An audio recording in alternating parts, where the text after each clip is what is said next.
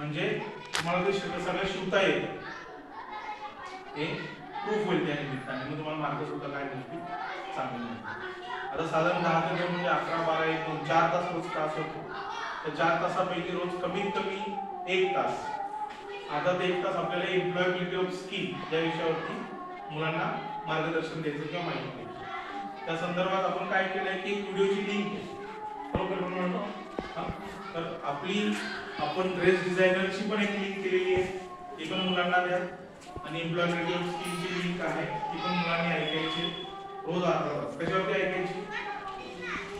मोबाईलवरती तुमच्या ऐकायची, ठीक आहे। एका दुसऱ्याच्या मोबाईलला जर नेट नसेल तर ज्याला मोबाईलला नेट आहे त्याला आपण वायफाय जॉईन करा, एकामेकांचं ते बघायचं आणि रोज त्याच्यावरती प्रश्न उत्तर आपले की आज आपण काय शिकलो। जसं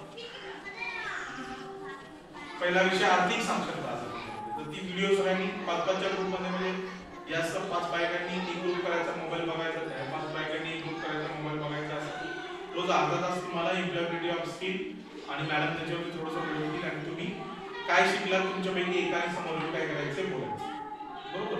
आणि तो फोटो आपल्याला एम्प्लॉयबिलिटी स्किलचा आला पाहिजे आणि आपण ई स्किलिंग असं लिहितो ना, कशावरती लिहितो? रोजच्या रोज सगळ्यांना कंपल्सरी करायचं ना, ते